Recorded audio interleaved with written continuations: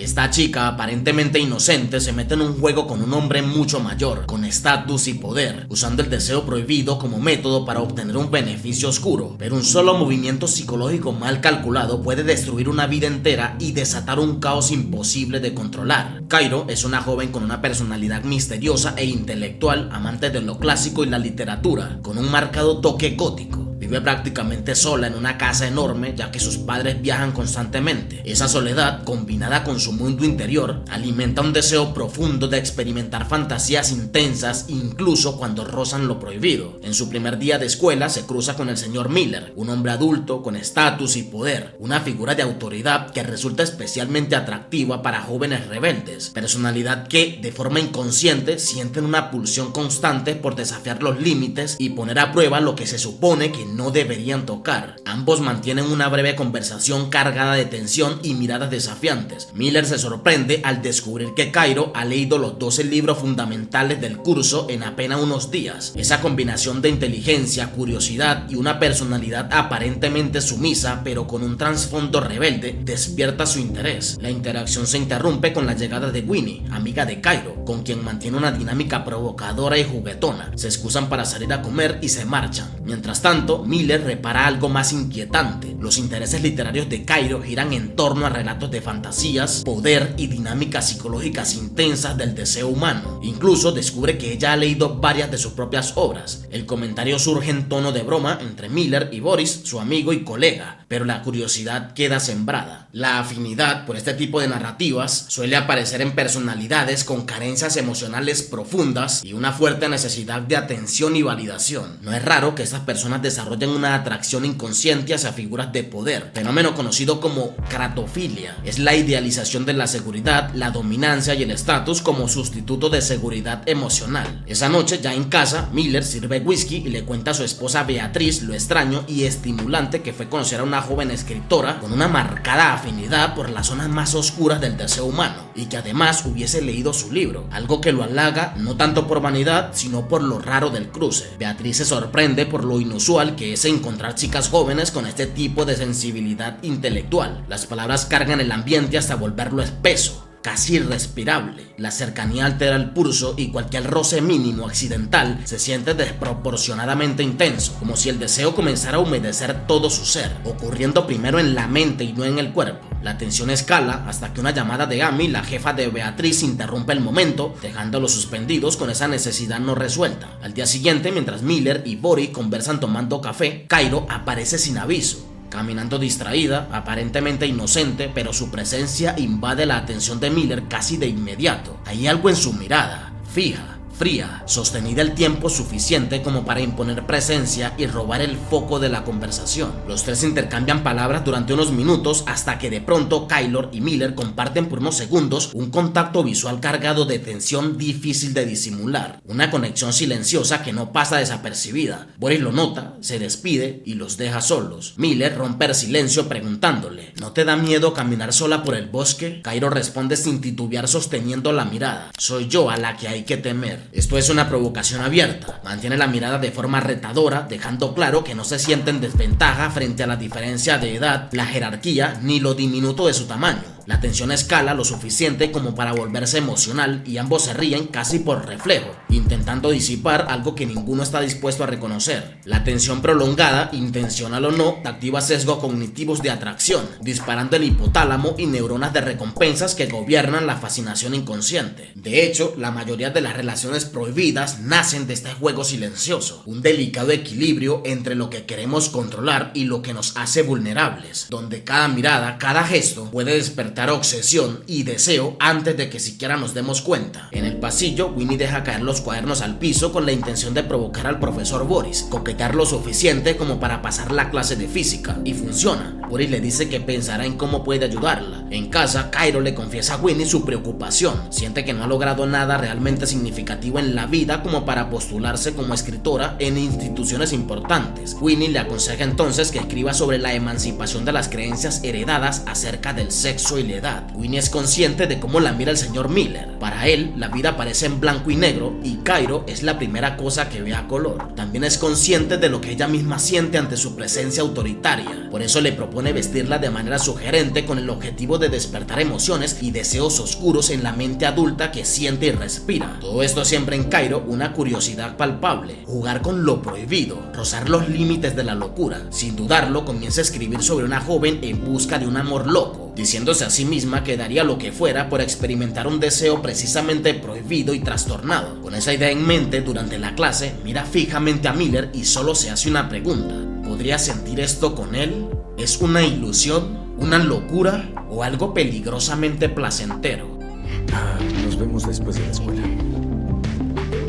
Esta orden directa, viniendo de una figura de autoridad, no aclara nada, duplica la tensión. Crear tensión es generar expectativa y conflicto, manteniendo la incertidumbre sobre lo que pasará, combinando riesgo, deseo o peligro y retrasando la solución. Básicamente se crea cuando el espectador sabe que va a pasar algo, pero no sabe cuándo ni cómo. Una vez terminada la clase, ambos se quedan conversando unos minutos sobre las expectativas de Cairo respecto a la ciudad y sus estudios. De pronto Miller recita de memoria un pasaje de una obra escrita recientemente por ella. Lo hace con tal precisión y carga emocional que Cairo no puede ocultar su reacción. Rostro sorprendido, ojos iluminados y una tensión casi suspendida. No es solo que alguien lo haya leído, es la figura que admira, comprendiendo y verbalizando lo que casi nadie supo interpretar de su obra. Ese gesto despierta en ella una curiosidad emocional inmediata. No es atracción superficial, sino un fenómeno más profundo, es sapiosexualidad. Hay personas a las que no les atrae el cuerpo sino la mente, la inteligencia, la sensibilidad, la capacidad de entender lo invisible. Ella no dice nada, pero su cuerpo lo comunica todo. Miradas esquivas, parpadeos frecuentes, una risa nerviosa mientras se cubre el rostro, dedos inquietos que delatan fascinación. Cuando pregunta si memorizó el pasaje, Miller responde que es una habilidad innata. Eso no tranquiliza la tensión, la intensifica. Luego es Cairo quien recita de memoria una obra de Miller, describiéndola como oro romántico, un elogio directo a un libro que muchos habían desestimado. El golpe es certero. Miller, acostumbrado a la rutina y al silencio creativo después de que formó su familia, siente su ego y su identidad artística reactivarse, no por vanidad, sino porque alguien por fin lo ve. Miller admite que dejó de escribir hace tiempo y le sugiere que ella escriba algo inspirada en ellos, en sus obras, no como propuesta explícita, sino como reconocimiento implícito, porque sabía que si alguien podía escribir bien sobre ellos dos, era ella. La psicología lleva tiempo observando que muchas mujeres no reaccionan al estímulo directo, sino a la intensidad emocional del relato. No importa si alguien es escritor o no, cuando una persona sabe narrar, evocar, cargar de intención una historia o anécdota, activa la imaginación antes que el deseo. Y cuando la mente se enciende, la atracción suele venir después. De hecho, esto es una técnica de seducción que se ha utilizado durante los años, principalmente en Estados Unidos, por seductores callejeros y autores con profundo conocimiento de la psicología humana. Miller, Beatriz y Boris salen a divertirse y a tomarse unos tragos. Por sorpresa, Winnie es la mechera del lugar y aprovecha la ocasión para coquetear sutilmente con Boris. Poco a poco, lo que comenzó como una estrategia para aprobar una materia empieza a transformarse en algo distinto, una atracción que ya no es solo instrumental sino real. En ese momento, Beatriz arremete contra su esposo Miller, reprochándole ser un escritor mediocre que no supo continuar después de enfrentarse a las críticas. Lo acusa de haberse refugiado en la docencia como forma de escapar de su propia realidad. El golpe no es menor. Ser desvalorizado públicamente por tu propia esposa resulta como mínimo profundamente humillante, y esa humillación lo afecta más de lo que Miller está dispuesto a admitir.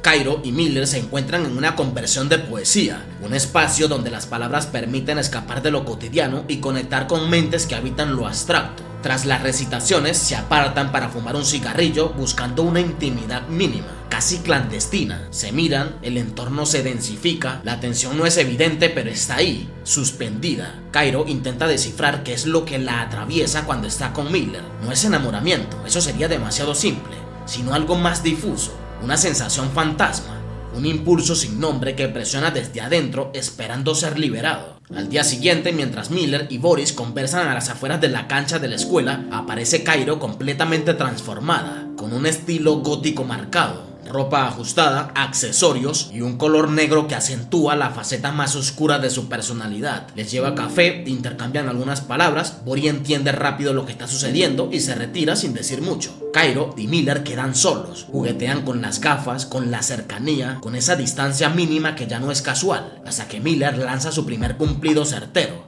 Eres dulce. Cairo responde sin apartar la mirada, cuando quiero. No lo dice explícitamente, pero lo deja claro. Esa dulzura solo aparece cuando a alguien le interesa de verdad. Más tarde, Beatriz le escribe a Miller invitándolo a fugarse el siguiente fin de semana. En los pasillos, Winnie le pregunta a Cairo cuál fue la opinión de Miller sobre su cambio de imagen. Cairo responde que no necesitó decir palabras, que la atención habló por sí sola. Poco después se dirigen a clase y encuentran a Miller preparándose para irse. Cairo lo detecta y al instante cambia de ritmo. Entra en modo cacería, se le acerca con una naturalidad calculada y le habla de la obra que está escribiendo inspirada en Henry Miller. No explica de más, sugiere, describe lo provocadora que será, lo incómoda, lo inevitablemente interesante. Mientras habla, se abalanza hacia él de manera sugerente y lo mira directo a los ojos, buscando algo más que aprobación. Buscando reacción. Miller siente el impacto, ese golpe seco de tensión y deseo que no alcanza a procesar, apenas logra decirle que lo hará bien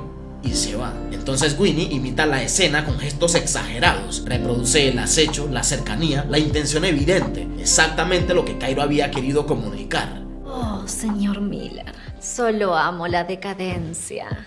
Lo está seduciendo, sucia. Ese micro rechazo de Miller, marchándose justo cuando la tensión toca su pico máximo, no corta el impulso, lo fija. Cuando alguien se retira en el pico máximo de la tensión, lo que deja atrás no es calma, sino una carga acumulada de deseo. En casa, la escapada de fin de semana se retrasa por unos asuntos de trabajo de Beatriz. En eso, Miller escucha un sonido vibrante dentro de su maletín. Al abrirlo, encuentra un celular que no es suyo. Está sonando, contesta y del otro lado está Cairo. Le pide su teléfono. Miller entiende que lo tomó sin darse cuenta en el salón y le dice que se lo llevará personalmente. Justo cuando va en camino empieza a llover. Al llegar, ve a Cairo esperándolo envuelta en un vestido de seda blanco que irradia feminidad y un aura de sensualidad imposible de ignorar. Miller lo siente al instante, respira hondo, se miran y entonces unen sus labios, liberando todo ese deseo contenido que llevaba tiempo esperando salida. Un beso no es solo contacto, es un disparador emocional. Cuando ocurre después de tanta tensión, el cerebro no lo vive como romance, sino como confirmación. Algo que hasta ahora había sido prohibido acaba de volverse real. Por eso Cairo no siente calma, siente vértigo, alivio y una curiosidad que no se apaga. Una curiosidad latente que empieza a pedir algo más cercano, más real. Por la noche, Miller y Beatriz trabajan en silencio, cada uno en lo suyo. De pronto, una notificación rompe el ritmo. Es el portátil de Miller. Beatriz levanta la vista, incómoda por la interrupción, y le pide que se marche para poder concentrarse. Miller se aparta hacia una habitación aislada, lejos del resto de la casa. Solo entonces abre el mensaje. No es un texto breve, es una carta. La obra no solo insinúa deseo, lo vuelve latente. Cairo describe cómo la tensión acumulada finalmente busca liberarse. Dicha carta sugiere lo siguiente. El señor Miller le dio una orden a Alice, señalando con su áspero dedo el pasaje que debía leer sobre el edredón de su cama, mientras la cercanía y los gestos cuidadosamente medidos llenaban el aire de una electricidad innegable. Comienza aquí. Cada movimiento, cada roce, despierta sensaciones que van más allá del contacto físico. El señor Miller deslizó una mano por sus piernas recorriendo con gran habilidad para sortear las delgadas líneas elásticas de la tela. Presionó con ligera intensidad sobre la parte más oscura de su intimidad hasta toparse con una humedad palpante como lluvia sobre el césped. Introdujo su virilidad como bestia hasta satisfacer las constantes pulsaciones de su cuerpo en llamas. La intensidad crece hasta que ambos sienten cómo la emoción los envuelve. Una corriente líquida finalmente atraviesa el cuerpo y la mente de Alice, dejando a ambos con una sensación inexplicable, un equilibrio perfecto entre deseo, transgresión y fascinación mutua. Mientras leía, Miller no pudo evitar verse arrastrado por la intensidad de las sensaciones que la carta despertaba en él. En psicología, algunas personas experimentan lo imaginario con mucha más intensidad que lo real. Su mente transforma estímulos simbólicos en sensaciones más palpables que el propio contacto físico. Tienden a sentir con mayor profundidad, a enamorarse con más intensidad y cuando se obsesionan con alguien pueden volverse peligrosas, no por debilidad, sino por la fuerza con la que procesan el deseo. Y en este caso, Cairo parece encajar perfecto en este patrón. Al día siguiente, Cairo saluda ilusionada a Miller, pero este la ignora por completo. Cuando ella insiste varias veces preguntando si todo está bien, Miller responde que lo que ha escrito es completamente descabellado, que no es apropiado y que no puede permitirse ningún tipo de involucramiento entre alumna y profesor. Yo no voy a permitir esto. ¿Hablas de la historia o de nosotros?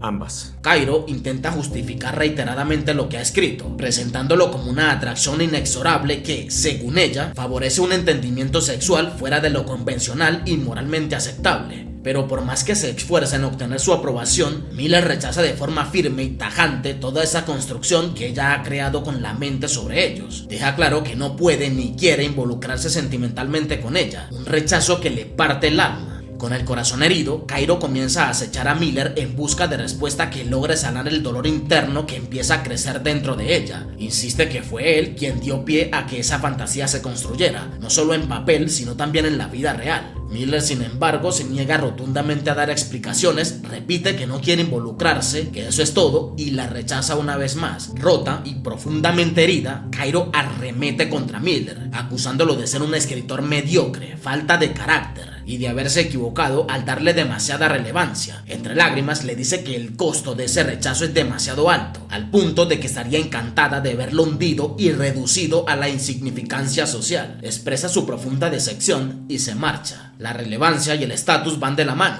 Parte de su atracción nace de la figura relevante que él representa dentro de sus gustos íntimos personales. El estatus surge de ser la persona que más aporta a tu entorno social, alguien que te ayuda a escribir una obra, que te impulsa a hablar en público o alcanzar alguna meta soñada. Cuando eso ocurre, quienes te rodean comienzan a verte con admiración o, en su defecto, como alguien potencialmente atractivo a niveles inconscientes. Sea como sea, esa relevancia que una vez la invadió por dentro es la misma que ahora quiere destruir a toda costa, transformando un amor profundo en rencor pronunciado. Cairo deja la obra escrita en la receptoría y se marcha esperando que la bomba finalmente explote. Al llegar a casa, Miller le cuenta a Beatriz todo lo sucedido con su alumna Cairo, incluida la obra que ella escribió, en la que ambos mantienen un romance ilícito, prohibido y profundamente inapropiado. Beatriz, profundamente invadida por la curiosidad, le pide a Miller que le relate toda la obra, y cuando él lo hace, párrafo por párrafo, emoción por emoción, la imaginación comienza a hacer su trabajo, al punto en que ella no puede evitar sentir un subidón de deseo intenso al imaginar la escena de su esposo viviendo dicha fantasía excitante e compulsiva. La tensión entre ambos se eleva, el ambiente se carga y rápidamente comienzan a llevar las cosas al siguiente nivel, pero son interrumpidos por Boris. Por otro lado, en su casa, Cairo llora desconsoladamente por el rechazo de Miller, admitiendo ante Winnie que ya había involucrado sentimientos. Desesperada por recibir algún tipo de atención y consciente de la aventura que Winnie mantiene con Boris, quien a su vez es cercano a Miller, Cairo empieza a idear una salida compulsiva. Le propone a Winnie tomarse unas fotos muy sugerentes y provocadoras donde se estén besando, enviárselas a Boris y observar hasta dónde puede llegar esa información o qué consecuencias podría desatar. Tal vez incluso llegaría a los ojos de Miller. La obra escrita por Cairo, que previamente dejó en el buzón de la subdirectora de la escuela con la intención de que sustituyeran a Miller por supuestos amoríos con una alumna, finalmente surte efecto. Desde la dirección llaman a Miller para interrogarlo acerca de lo sucedido con Cairo y lo citan para tomar los correctivos pertinentes. Miller le confiesa a Beatriz que si Cairo logra convencerlo de que hubo algo entre ellos, perderá su empleo. Esa revelación hace que Beatriz empiece a atar cabos. La confusión de la situación la lleva a pensar de que sí pudo haber algo más. Una joven no actúa de esa manera si no está encaprichada por un amorío fugaz o al menos atravesando una profunda desilusión amorosa. Beatriz confronta a Miller y le exige una explicación, pero él lo niega todo de forma rotunda.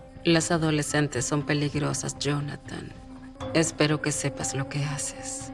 En la dirección interrogan a ambas partes. Durante el proceso terminan confesando que sí se veían a solas afuera de la escuela, que compartían demasiado tiempo y que habían vivido situaciones íntimas, como escapadas para escuchar poesías o los besos prohibidos bajo la lluvia. Aunque Miller afirma que nunca hubo relaciones sexuales, la profesora a cargo del caso no cree que no haya ocurrido nada más. Cairo, por su parte, sugiere que sí existió un vínculo pasional entre ellos. Ante la ambigüedad de los testimonios, la directora asume que sí hubo un intercambio amoroso. Decide suspender a Miller de manera preventiva y deja el caso en proceso a la espera de un veredicto final. Afuera, Boris reprocha a Miller no por haberse enamorado de Cairo ni por haber cruzado ciertos límites prohibidos, sino por lo torpe y desastroso con que manejó la situación. Le dice que es espantosamente malo coordinando amoríos pasionales a escondidas, que su falta de control y previsión lo arruinó todo desde el principio. En casa, Beatrix le dice la verdad de frente. Menciona que él se enamoró de Cairo por una razón simple. Ella lo halagó, leyó su insignificante libro y en su inevitable gusto por la adulación se sintió jodidamente importante. Beatrix menciona que por primera vez en mucho tiempo alguien lo hizo sentir que valía algo y que él se dejó arrastrar por esa sensación.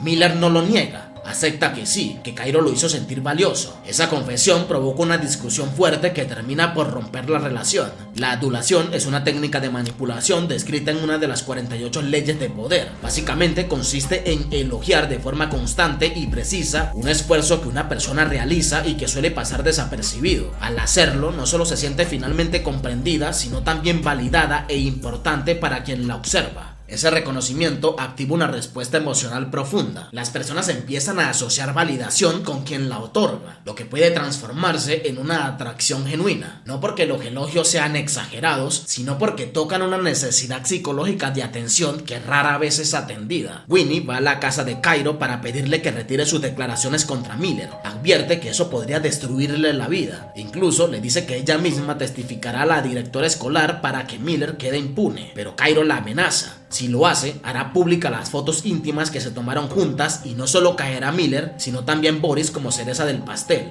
dejando claro que todo fue parte de una estrategia sucia y premeditada por su parte. Yo quise experimentar algo que no comprendí y fui engañada por mis propias nociones infantiles del amor. El día del juicio ante la directiva escolar, Cairo ve a Miller afuera y se desploma. El llanto la invade, se llena de impotencia, consciente de que por más daño que intente causarle, nada cambiará. El dolor real no viene de la venganza, sino del rechazo intermitente recibido por Miller, de no haber sido suficiente para estar a su altura, para ser elegida por él. Ese sentimiento frío recorre cada centímetro de su piel y, por más que desee revertirlo, que la historia fuera distinta, el daño ya está hecho. No olvides suscribirte si te gustó y nos vemos en el siguiente.